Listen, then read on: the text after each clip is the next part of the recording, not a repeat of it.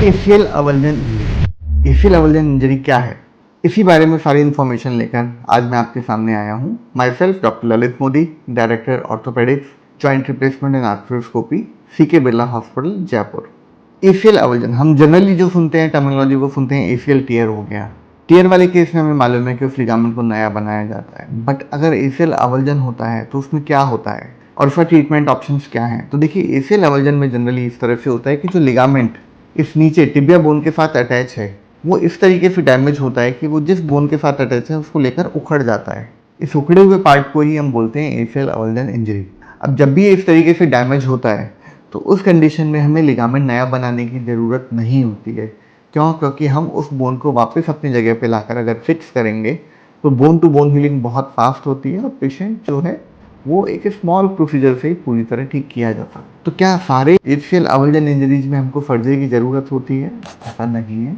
कुछ इंजरी जो grade 1 injury होती है उसमें वो लिगामेंट उखड़ता है बट वो अपनी जगह पे ही रहता है। उस कंडीशन में हमें उसमें ऑपरेशन करने की ज़रूरत नहीं होती है। उसमें हम पेशेंट को सिंपली लॉन्ग नी ब्रेस या फिर प्लास्टर में रखते हैं, और प्लास्टर या नी ब्रेस में रखने के कारण से जब नी इमोबिलाइज होता है तो फ्रैक्चर जो होता है वो उसी पोजीशन में रहता है, वो नहीं हिलता है। अगर वो नहीं हिलता तो वो सेम पोजीशन में हील हो जाता है, और जिसके कारण से पेशेंट जो है वो विदाउट एनी सर्जरी पूरी तरह से रिकवर हो जाता है। बट इनकेस अगर ये लिगामेंट यहाँ से उखड़ के सेपरेट हो जाता है, उस कंडीशन में हमारे लिए सर्जरी ज़रूरी हो जाती है। क्यों ज़रूरी होती है?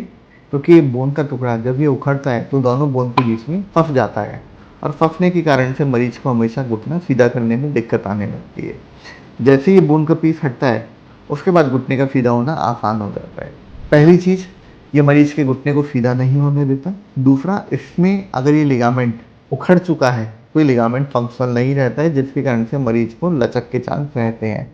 तो इन दोनों चीज़ों के कारण से ही मरीज परेशान होता है, और इसीलिए हम मरीज को जब भी उस कंडीशन में आता है कि वो फ्रैगमेंट उखड़ गया है और उखड़ के सेपरेट हो चुका है, उस कंडीशन में हम हमेशा उसको सलाह देते हैं कि उसको सर्जरी करा के उस चीज़ को ठीक करा लेना चाहिए, और इस चीज़ से मरीज पूरी तरह ठीक हो भी जाता है। और उसको रिपेयर करने के लिए क्या क्या टेक्निक है? तो देखिए, जब हम इस लिगामेंट जो पार्ट उखड़ा है उसको जब वापस अपनी जगह पे सेट करते हैं तो हमारे पास दो टेक्निक होती हैं इस चीज़ को फिक्स करने के लिए। एक, हम आर्थ्रोस्कोपी से ही स्क्रू लगा के इसको अपनी जगह पे बोन के साथ फिक्स कर देते हैं, जिससे वो बोन हीलिंग अच्छी हो जाती है और पेशेंट रिकवर हो जाता है। बट कई बार ये बोन फ्रेगमेंट के साइज बहुत छोटे होते हैं या फिर इतना क्रश होता है कि इसमें आप स्क्रू का यूज़ नहीं कर सकते। उस कंडीशन में multiple fibre wire and tapes का यूज़ करके इसको वापस अपनी जगह पे पुल थ्रू टेक्निक के थ्रू खींच के अपनी जगह पे फिक्स कर दिया जाता है, और बोन के साथ स्क्रू लगा के उसको रोक दिया जाता है। इस टेक्निक का फ़ायदा ये होता है कि अगर आपका फ्रैगमेंट काफ़ी ज़्यादा क्रश है तो भी मरीज को किसी प्रकार की कोई दिक्कत नहीं आती।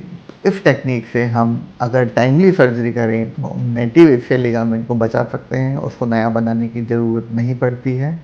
Bone to bone healing fast होती है, जिसके कारण से पेशेंट की रिकवरी भी बहुत फास्ट होती है और वो बैक टू नॉर्मल लाइफ आ जाता है। आई होप ये इन्फॉर्मेशन आपके लिए काम की होगी। Thank you so much.